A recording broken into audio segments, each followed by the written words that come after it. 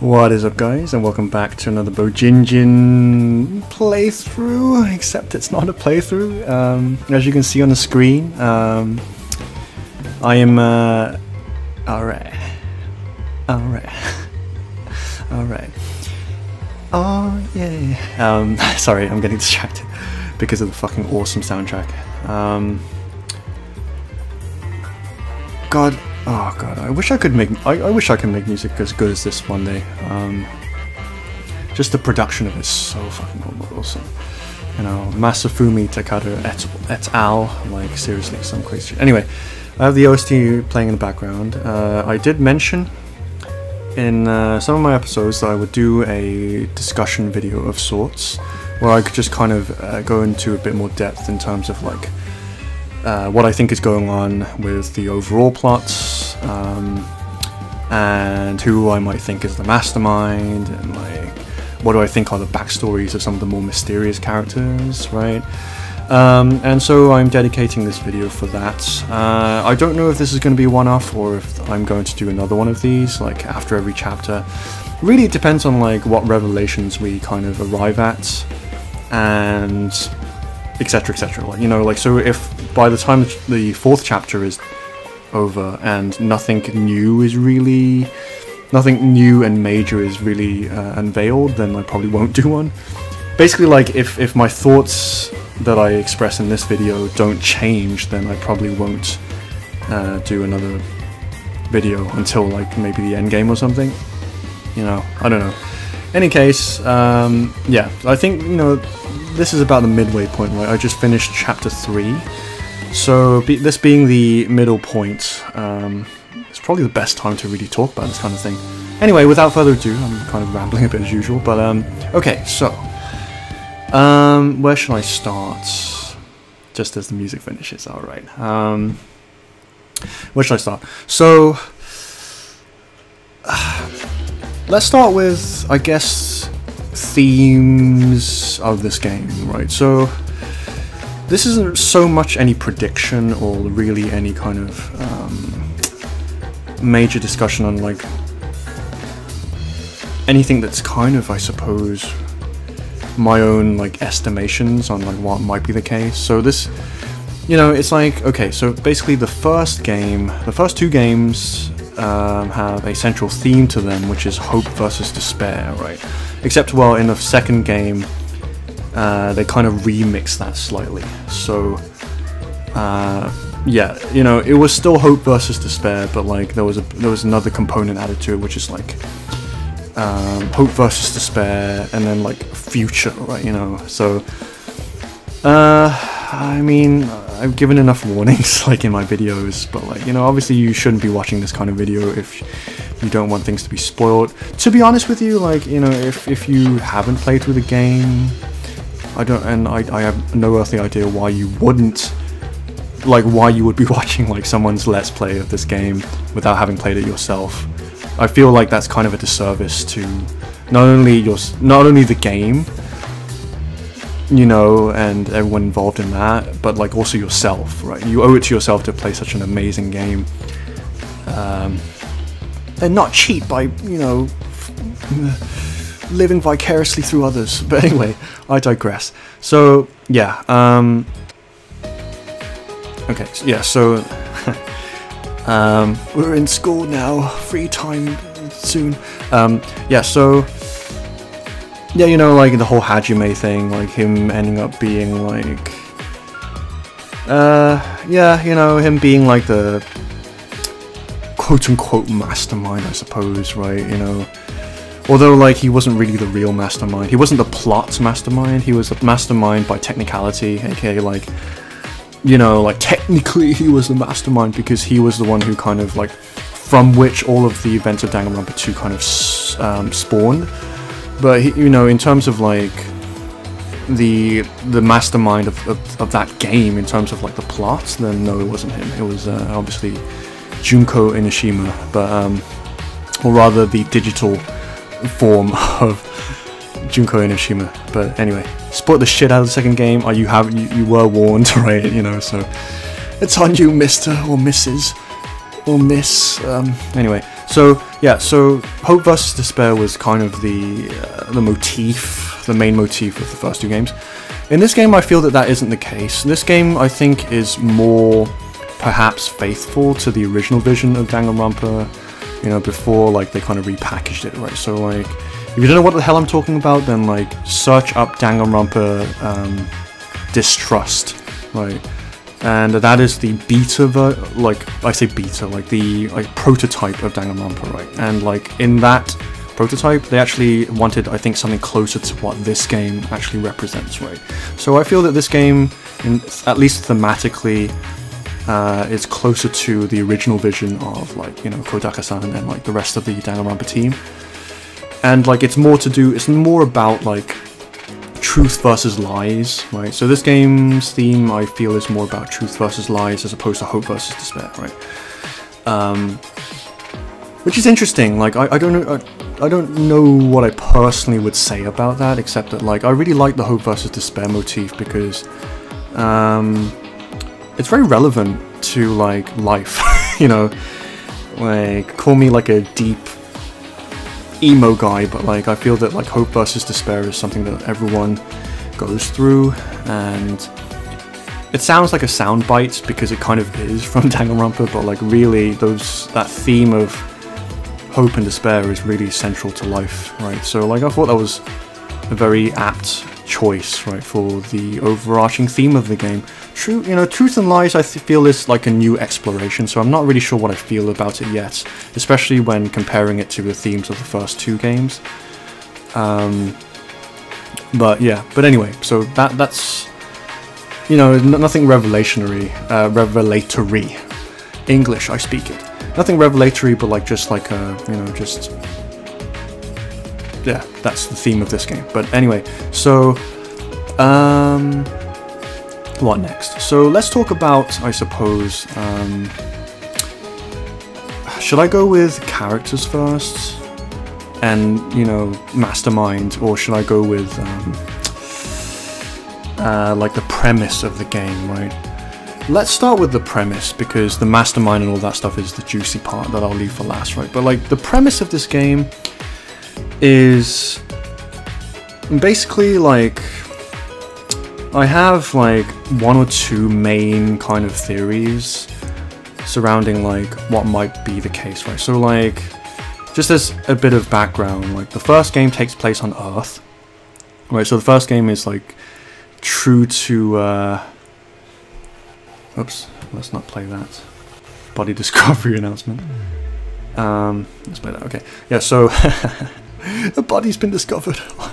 No. But yeah, so the first game was like, you know, just honest to truth Earth, right?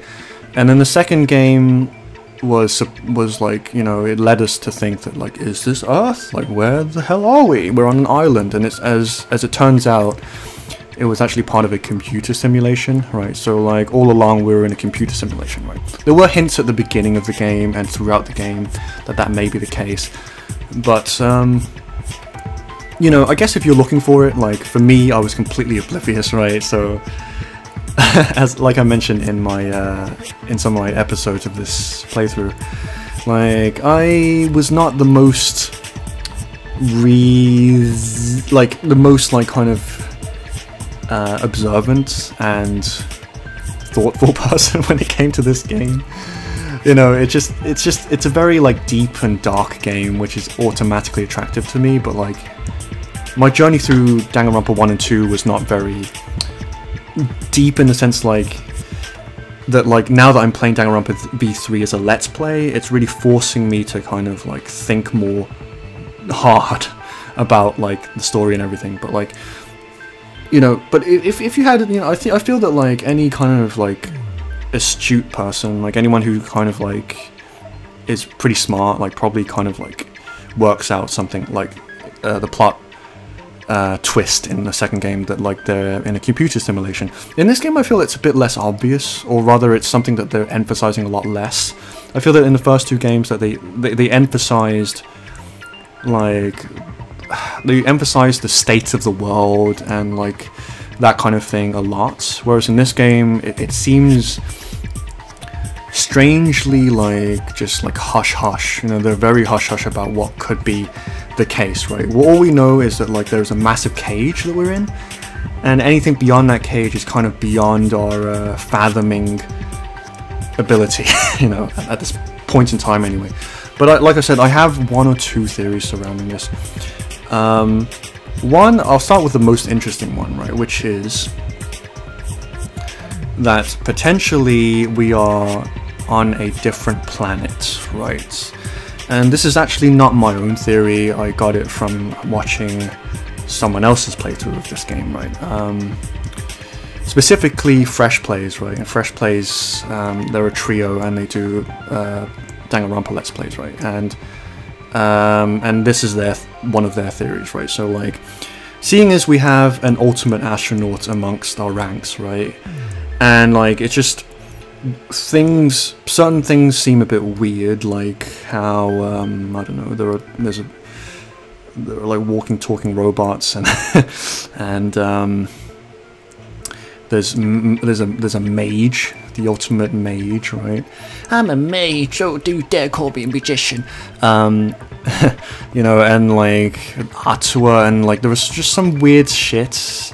Not to mention like the most recent developments in the story. I just finished the third trial, and basically Kaito is not looking so hot right now. Basically, like he's a bit worse for wear right now, and like I don't know, that could be potentially the like. You know, he's an astronaut and he traveled from Earth and now he's on a distant planet and he can't breathe the air or something, right? I don't know, right? But I thought that was an interesting theory, is that like we're actually not on Earth and we're on a different planet, you know, which would kind of place Kaito at the very center of like everything that's happening, right? So that's one theory. I don't think they would revisit the computer simulation thing, you know. Another theory I have is that okay, let's get the obvious theory out of the way, which is like, you know, we're on Earth, right? And this would connect this Danganronpa with the other two Danganronpas, right? So like, I don't know if like, well, I didn't do this, but like apparently I say apparently, I know this, right? But like the demo version of Danganronpa V3 actually included a tutorial where like there was some returning cast members from the first two games, notably Makoto and Hajime, right? And like, but as far as we know, as far as I know at this point, like there are really very few. Oh god, exciting music. There are very few like ties that between this game and the first two games. So like, it's like there's a big question mark of like, is this related to the first two games? Like, or is this a completely different thing? Is this a prequel? Like, is this some distant future sequel? Like, we don't fucking know, right? But like, if this were related, then like at some point, like, you know, I guess it's safe to assume, or like, it would make sense to assume that like something, and by something I mean someone from the first two games, will come along and be like part of this game, right? But so far, like, the game has really provided us with no ties whatsoever with the first two games, aside from Monokuma, you know, obviously, and the Killing game. But aside from that, like, there is like almost no like obvious connection between this game and the first two. So that's another thing, you know. I don't know how that one would play out really. That one's the most general and like up in the air vague one. But another theory I have is that like, not that we're in a computer simulation, but we could be inside someone's like mind, right? Is another theory I have, right? Where like, I don't know, like perhaps we're inside someone's brain and this is their imagination or their cognition kind of like playing out, right? That's another possibility. Whose it is, we don't know. It could be Shuichi's, it could be Kaito's, it could even be Maki's, right? Because those three characters are emerging as like the musketeers, right? You know. But you know, I don't know why I'm laughing so weird. But like, it's nervous habit of mine, I suppose, when I'm explaining theories. But like, yeah, so that's another theory. I don't know how that would play out, but you know, it would be the biggest plot twist of all. I think like, you know, is if we were not even real, like we were just figments of someone's imagination. Whose? Again, we don't know. Like, what lies in the real world then? Like, we have no fucking idea, right? You know, I think we're too early to say anything about that, but that's a potential theory. In terms of other theories, I don't really know, to be honest. Like, I think that's pretty much the major the main theories I have. Like, I don't really have any other theories, like, at the moment, but like, those are the main theories I have in my mind. Let's see if I'm missing anything. I feel like I'm missing something in the premise discussion. This music is too hype. It's distracting me from salient thought. Let me take a swig of water, sorry. I'm going to try and keep this short as well, so within half an hour. So anyway, I think I'm rambling a bit, so like, I think I'm going to move on. I'll tack anything on at the end if I can remember anything that I wanted to say. So let's move on to the characters, right? So like, the most, you know, the juiciest thing is like, who's the mastermind, right? And for those of you, you know, if you've been watching my playthrough up until this point, then you'll know that I've been hinting at someone, like, not very obviously, but like, I have mentioned their name in terms of like, just like, who they could, like, their possibility of being the mastermind, right? I don't use those words, but it's like, you know, that person is interesting because they seem very innocuous, you know, and okay, I'm just gonna come out and say, like, very plain, right? So by this point you should probably know who I'm talking about. I'm talking about Tsumugi. Tsumugi, like, again, like, this is not really my own thought, right? But like, it was from watching like the Fresh Plays guys that like they hatched this theory, right? And I was like, whoa, that's a really interesting theory. Like, I didn't even, like, it hadn't even occurred to me that could be the case, right? But it seems very likely, you know, if that is assuming that we're going along like the traditional Danganronpa kind of way of like thinking about masterminds, right? The mastermind is one of the students, right? That was the case in the first game, and that was the case in the second game, right? But in this game, we don't know, right? But like, if, you know, this game follows in the tradition of the first two games, in the form of like, you know, the mastermind is one of the students, then I think that Tsumugi is a very good candidate, right? You know, another possibility, of course, is that the mastermind is already dead, right?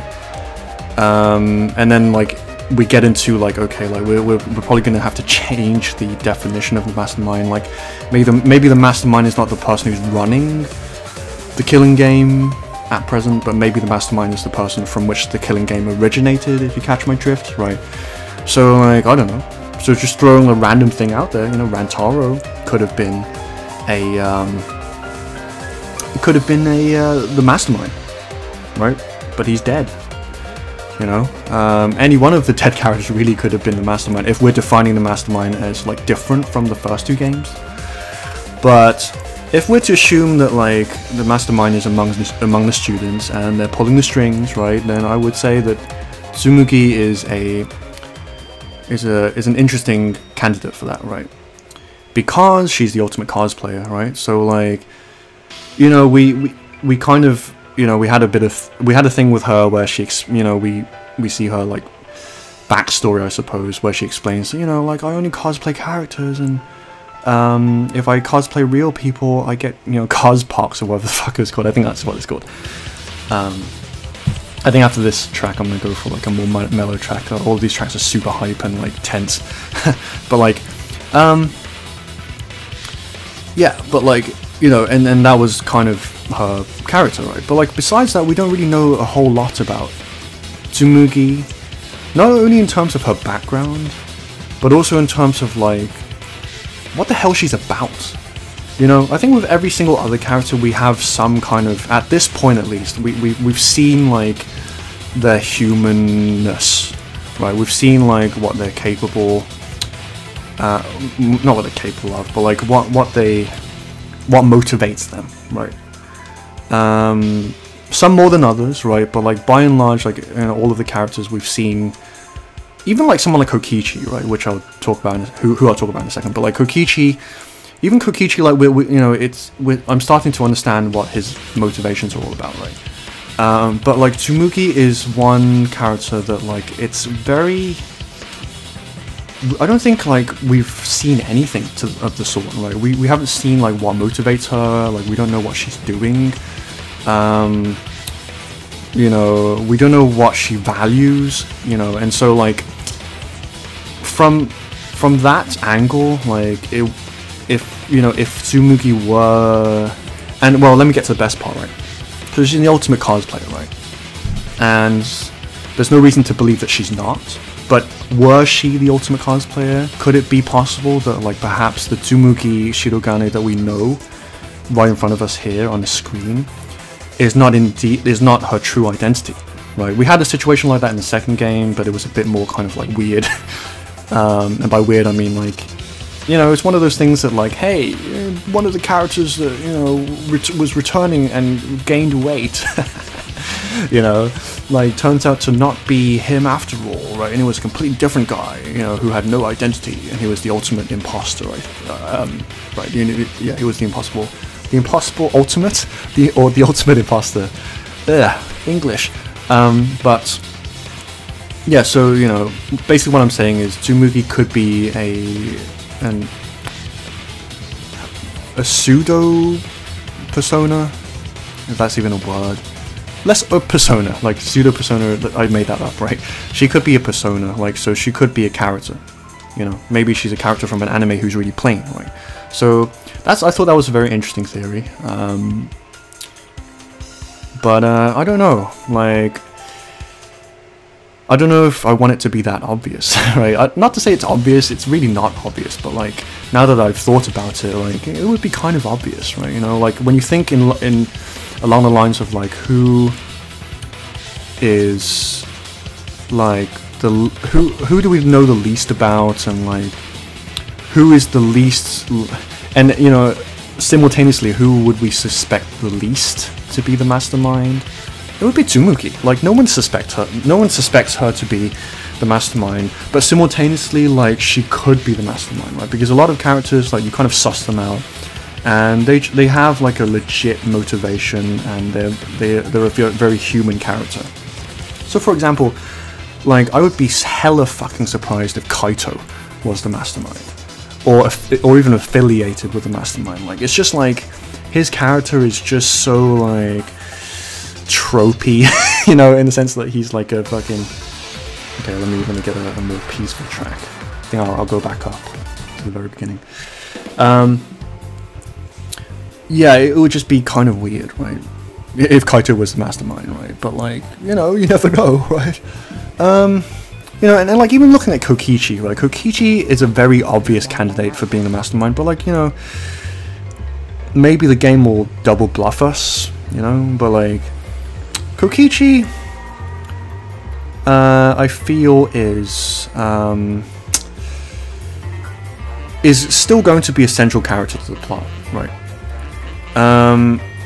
In terms of his role, like as like the Chaos Sower / like the person who like is almost like a ticking time bomb, right? Because like he's established himself as a character that's so like flippant and like so devoid of common sense, or not devoid, but like so like kind of abhorrent, I guess. I don't know if even that's the right word, but like, you know, he rejects common sense. Like his whole thing is like he just fucks with people, and he sees everything like a game. Like, can I manipulate people? Like, can I get them to like think the way I think, right? You know, can I keep hiding like what are my true intentions from them? Because it's a fun game, right? They'll never be able to like find, like, to see the real me, right? But at some point that's going to backfire, and in the form of like someone's going to challenge him, or like he's going to be compromised, or like his urges to like sow chaos and like all of that gets more and more distorted to the point it explodes. in the form of a murder or in the form of something else. You know, we don't know right yet, right now, right? But like, there was an interesting connection though, which is quite possible, right? So like, in one of the free times, we talked to Maki, and she mentions a cult that her and a few fellow assassins belong to, right? And wouldn't it be interesting if this cult that she mentioned at the very tip top were a certain ultimate supreme leader? So like, in other words, perhaps Kokichi was the boss of Maki, you know, in another life, right? I say another life, right? Basically, I'm going to wrap with like the most interesting thoughts, which is like, what is actually going on with the students, right? So let me just go down the list of characters that are still alive and just kind of analyze them and predict, hopefully, what they're going to be. Let's go from least interesting to most interesting. So like, least interesting, I would say, is probably Kibo. Like, just like thinking about it, like, you never know, right? But like, so I mentioned in like, I think it was the Clash Trial episode, that there are certain characters that are plot central characters. These are your Shuichis, your Kaitos, your Makis, your Kokichis, you know.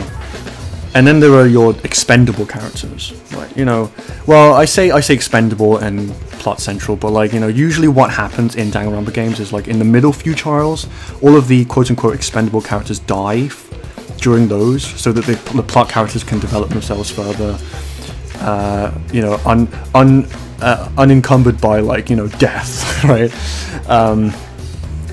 But like, but yeah, but like, out of, so like the remaining characters are basically, and then like towards the end of the game, sorry, let me formulate my thoughts for a second. I was kind of like, good, like I tend to do that, like I tend to talk over myself and stuff like that, get scatterbrained, but like, I'm such a scatterbrained, but like, yeah, so like, those are your expendable characters, but then like, towards the end game, you start involving your, either like the expendable characters have like mostly died off, but like, you then have like your plot central characters, and like, there's one or two like, quote-unquote expendable characters that you didn't expect, right? For me, I feel that like, the most obvious choice is Miyu. I feel the most obvious choice is Miyu. Either she's gonna die like a fucking fuck, or she's gonna live on to the end, right? And like, so far we've had like one bimbo, right, in each game kind of live to the end, right? So like, you know, I feel that like, either Miyu's gonna die like a fuck, like a fucking terrible death, right, which is very possible. I doubt she's gonna murder. You know, it's just again, it's one of those character things. It's like, it's, if she murdered like consciously, then like, it would be very, very surprising. But like, so yeah, you know, like, Kibo is one of the expendable characters. Himiko is another expendable character, quote unquote. How many? I think we have, wait, I think we have 9 people left, right? So who's missing in this picture? Gonta is another one. Gonta, he's another expendable character. It's between Gonta and Kibo the least interesting in terms of who, not in terms of characters, but like in terms of what I think they're going to, what they're going to end up being, right? But I guess, yeah, it's characters as well, like, just being honest, right? But like, who knows, maybe they'll come and surprise us, right? You know, that's the beauty of Danganronpa, you never know. But, you know, Kibo, I think, is going to be part of one of the cases as either the victim or the perpetrator, you know, most likely victim. Gonta is more 50-50, I would say. They might have like some crazy abilities unlocked, like with Kibo, like every chapter he gets like new abilities, right? But like, I think that's the extent of their like role in the story and their characterization, right? I don't feel like it goes beyond that, really, right? Those are just the kind of characters that they are. Like, they just kind of like have plot details. They might develop a few like characteristics, but really that's the extent of it. They're not like someone that can like, you know, change the game, you know, that kind of thing. Okay, so those are the least interesting characters, and then like we move on to Miyu. Like I said, is I guess is grouped together with those two, but I feel that like she might be endgame based on like, you know, there's always a bimbo at the end of the Danganronpa game, or she could die like a dog, right? We don't know. The next character I want to talk about is Himiko, actually. Himiko. Well, actually, let me think. I feel that, like, it's pretty obvious, like, okay, so, like, based on my earlier theories about where we could be, right, in like, are we on Earth, are we in someone's, in someone's brain, or are we on another planet, right? If we're on another planet, then Kaito is obviously going to play a big role. I feel that Kaito, like, I'm 50-50 in terms of, like, whether or not he's going to die. You know, if he dies, it's going to be so Gurren Lagann, I'm going to, like, throw up, right? But, like, I feel like, you know, it's pretty obvious what kind of character he is. Like, there might be some, like, unexplored depth with him in terms of, like, maybe we've yet to see his dark side. That would be very interesting to see. Like, maybe like, he turns dark at some point, right? And his dark side comes out, and, like, maybe he, like, kills someone, or, like, he, like, becomes the opposite of what he is now. Because right now he's, like, you know, like, fucking believe. If you don't believe that the impossible is possible, you're a stupid cunt, right? You fucking cunt. Yeah, because in case you're like, what the fuck, bro? It's like, because I give him like an Australian accent, and in my playthrough, right? But okay, let's go back to the original theme, and then yeah. So like that could be something that happens with Kaito. Or he could be the spaceman the lone spaceman from planet Earth. But I feel like, aside from that, you know, it's pretty obvious what kind of role he plays as a character. You know, he's like the foil to Shuichi. Shuichi's like the shy, but meticulous and like morally scrupulous. Well, except for the lying part, right? But like morally scrupulous, like protagonist. And then you have like the loud, impulsive, big brother type that, you know, Kaito is. And then you have Maki. You know, Maki's very interesting actually, because we don't know what motivates her necessarily. We don't know what she's capable of. We don't know, like, if we've seen everything there is to see about her. Like, we don't know what she means by, like, I'm gonna make everyone trust my talents. You know, does that mean that she's going to go on a vigilante thing of like trying to find the culprit, the mastermind, and kill them? Is she going to succeed, or does she kill the wrong person? You know, like, it's like we don't know, right? Because like her talent is really, really interesting. It's the ultimate assassin, right? She's basically like, you know, the Kyoko of this game, except like, you know, she's like a deadlier version of Kyoko. Kyoko was a detective, and then Chiaki was like a computer program gamer girl, right? But like this time we have an assassin, so we have someone who's like, let's just say that like she has a good heart, right? Or seemingly she has a good heart, but we don't know what she's capable of. You know, maybe she doesn't. Maybe when like shit hits the fan, she doesn't give a fuck, right? You know, there's obviously there's like a, you know, it's quite obvious, but there's like a kind of like a love line developing between, obviously, or should I say love triangle, with Shuichi being the third wheel, between Maki and Kaito, right? But and then, yeah, so like, she could end up being like a nightmare, or she could end up becoming Saint, you know, basically. And I think it's maybe going to be a blend of the two, right? She's maybe going to like, you know, she's already opening up to us, right? And like, I feel that that's, you know, the way she's headed, but like simultaneously she has this ultimate assassin thing, right? So I say it's kind of 50-50 between. I think it's more likely that she becomes a good person in the end than a bad person, like, you know, per se. But I feel that, like, yeah, it could also happen, like, where she goes 50-50, right? So anyway, that's Maki. Our sweet cinnamon Maki roll. Okay, so I was going to talk about Himiko. I'll talk about her now, right? So Himiko is a character that you would think upon first glance is like an expendable character, right? Either she dies or she kills, right, in one of the upcoming chapters. But like, if that, like, but there is a slim chance.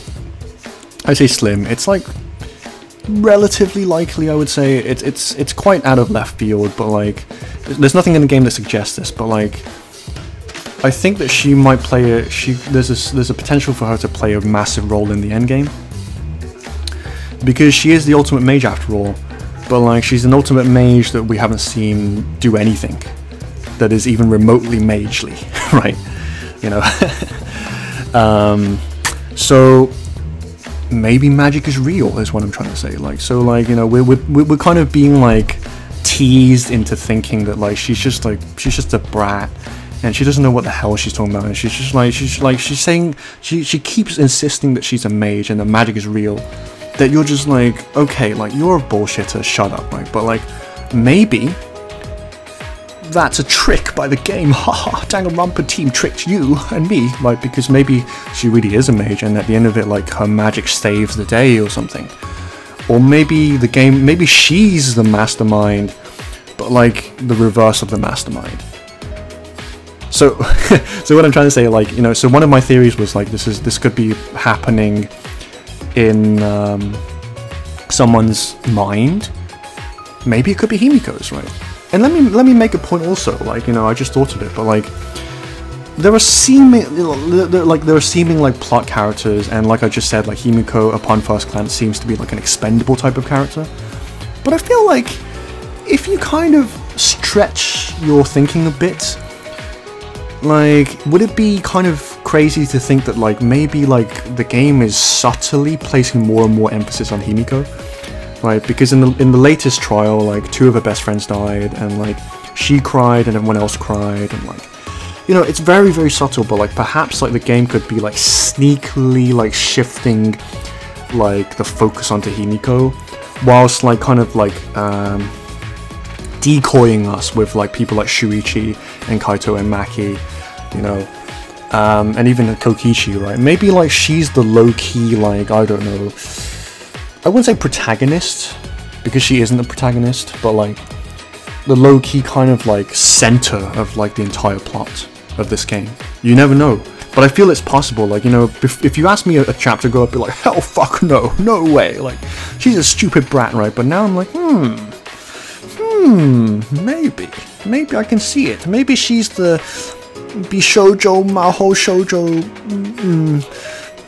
thing that like we end up like, you know, being figments of her imagination or something. I don't know, right? But like, you know, those are my thoughts on Himiko, right? So potentially very, very like interesting, right?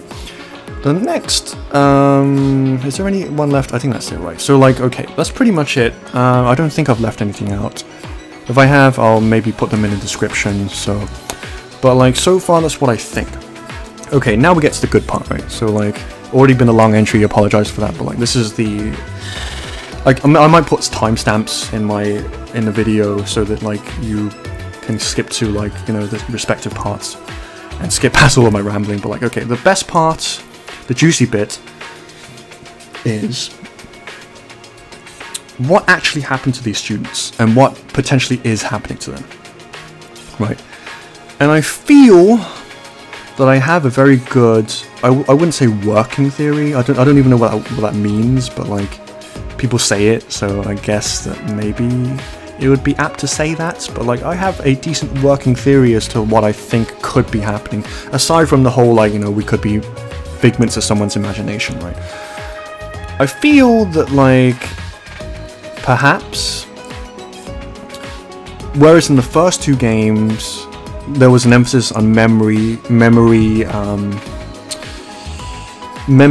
withdrawal, right? So in the first 2 games, like, the characters had their memories taken from them, right? I feel that in this game, right, it's very possible that the exact opposite could be happening.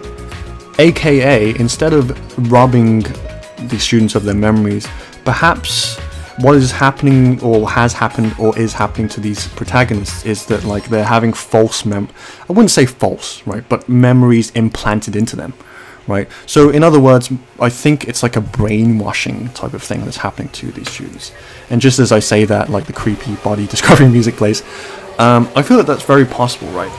One kind of I guess thing that kind of potentially supports my theory is the existence of Rantaro, right? So Rantaro, you know, mysterious figure, died like in the first chapter. We don't know anything about his backstory, but like it was kind of it was hinted that he had some kind of like knowledge about like what was happening and some kind of propensity towards like not propensity, but like he seemed familiar with what was happening, right?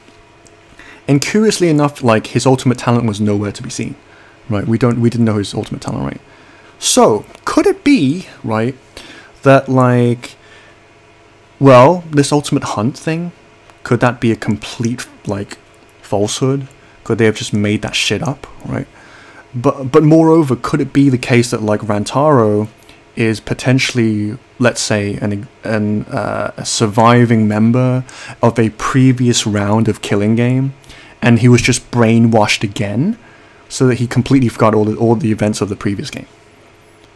I think that's a very, very good theory. Like, I really like that theory. So basically, like, this is just like an ongoing, like, an ongoing kind of, like, you know, killing game after killing game after killing game. Like, they get a bunch of students, they infuse them with false memories, right? Because, like, another scene that is curious is, like, at the very beginning, we were just ordinary high school students, right? You know, there was no mention of ultimate talents or anything, right? It was only after, like, the Exisol showed up and the Monocub showed up, and then we went through that magic girl thing that, like, oh god, the music stopped. A bit creepy. Let me go back. Okay. Yeah, and then, like, after that, like, we all of a sudden had ultimate talents, right? So maybe they're just taking, like, it makes sense as well, because one of the scenes at the beginning of the game shows, like, Kaede being shoved into a van. She's just a normal student, right? She's just a normal student. And she got shoved into a van, and maybe this is what the ultimate hunt is. Maybe, like, they're taking normal students, normal high school students, like, kidnapping them and then embedding false memories and false ultimate talents into them, right? And this also kind of explains why, like, it seems like that, like, the ultimate talents this time round are a little off, because, like, seemingly, like, you know, it's like Kaide's the ultimate pianist, but we never once saw her play piano, you know. Ryoma's the ultimate tennis pro, but we never once saw him play tennis, right? Kaito's never been to space despite being the ultimate astronaut. Tenko seemed like she was kind of like a neophyte as opposed to, like, the ultimate Aikido master. It seemed that the way that she approached it was very novice, right? And it's just like, overall, like, all of these characters seem like, okay, you're saying that they're the ultimate this, right? But it really doesn't seem like they are. Like, it's like there's a distinct lack of them doing the thing that would kind of, like, warrant the label of being that ultimate talent thing, right? So it's like, this is something that kind of goes towards, like, my theory of, like, maybe, like, their ultimate talents are just are basically just, like, false, right? Maybe they infuse something into them that, like, that kind of, like, sparks that side of them, but, like, you know, it's just, yeah, it's just curious that, like, they don't seem very ultimate despite being ultimate students, right? So, like, so that could be what's happening, right? And like I said, Rantaro could be, like, the sole survivor of the previous Killing Game, and that's why he's, like, he seems, like, really used to it, but simultaneously he can't remember who he was, right? And I don't know, like, maybe there's something about, like, you can only write ultimate talents once. Maybe that's why he didn't have a talent, or maybe, like, his talent, I don't know.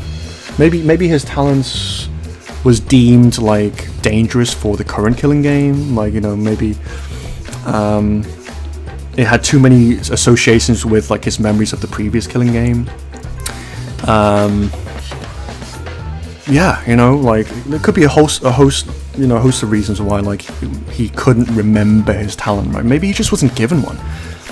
You know, maybe they were just like, you know what would be fun? To get the survivor of the last Killing Game, brainwash him, but with, like, no memory of any ultimate talent, so that, like, it would create, like, an interesting dynamic, because, like, he's the most skilled, but then he died.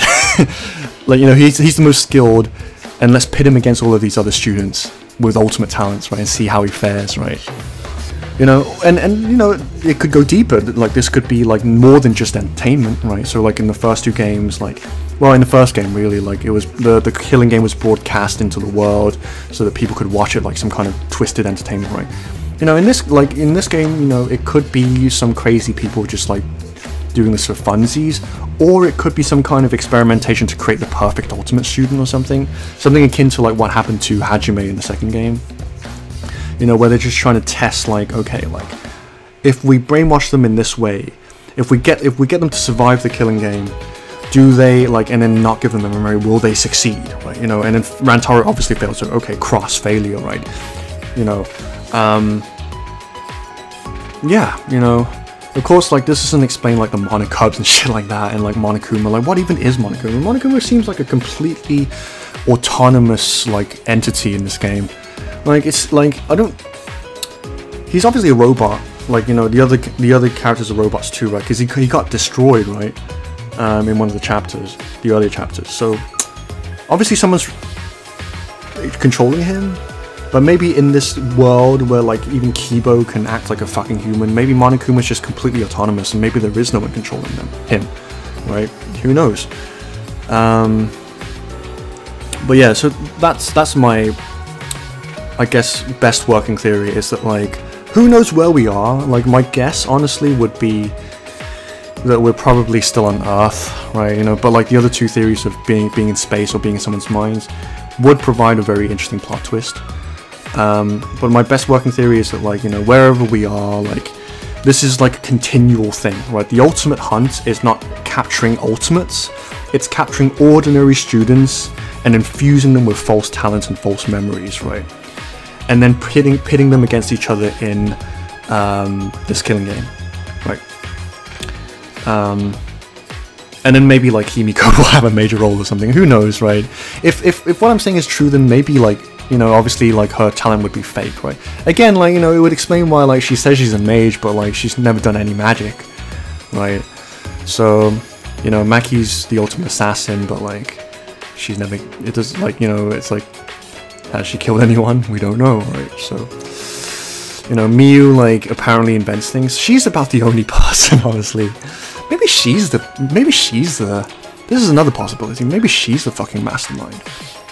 You know, she's the only one with any, like, mechanical, like, leaning, right? And it's like, well, all the things that we see are mechanical, so, like, she seems like a complete airhead and, like, focused, like, single-minded on, like, sex and shit like that. But, like, by the same token, like, I feel that, you know, by the same token that, like, you know, Tsumugi could be, you know, plain old me could be the mastermind. I think Miyu also has a possibility.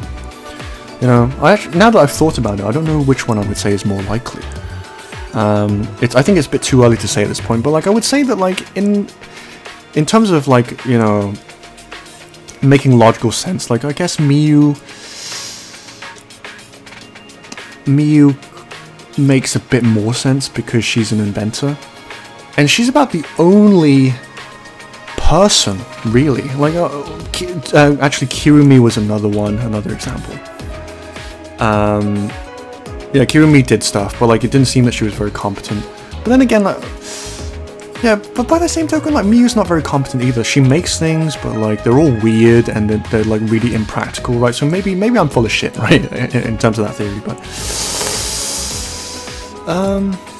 yeah, this is ending up as like an hour-long discussion video, but, like,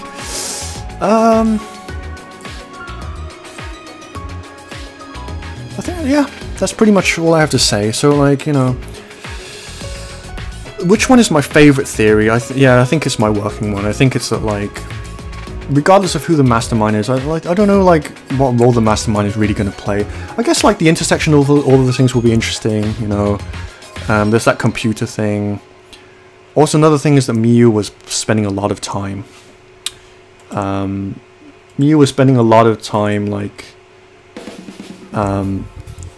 in the computer room. So why is that? You know, why could that be? So I guess that's another point towards Miyu being potentially the mastermind.